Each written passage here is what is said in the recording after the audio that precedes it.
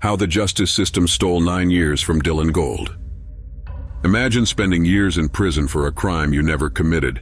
It's a scary proposition, and at the end of this video, you will see how this can happen to you.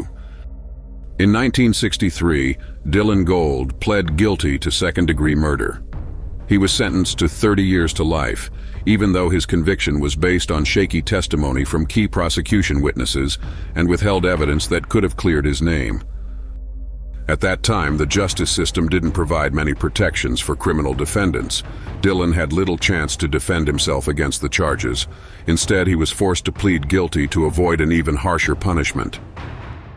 Dylan spent 9 long years in prison, living with the weight of a crime he knew he didn't commit. Every day behind bars was a battle, not just for survival, but for hope. Meanwhile, the law changed. New protections for defendants meant cases like Dylan's might never have ended in a guilty plea. But for Dylan, those changes came too late. What makes this story even harder to bear is that evidence supporting his innocence may have been intentionally withheld. The prosecution's main witnesses were unreliable, and critical information that could have changed everything wasn't shared with Dylan's defense team.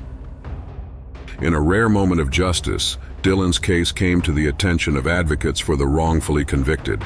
9 years into his sentence, the New York governor commuted his sentence.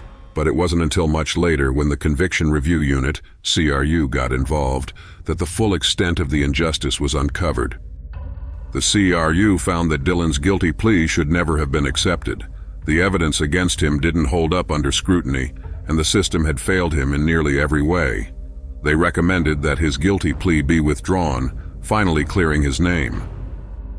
Dylan's story is a painful reminder of how the justice system can get it wrong, and how it's often the most vulnerable who pay the price.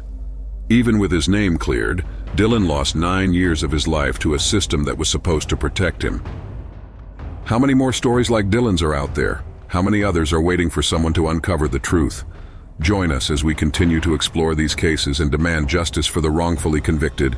If you love your freedom, please like, subscribe, comment, and share this video.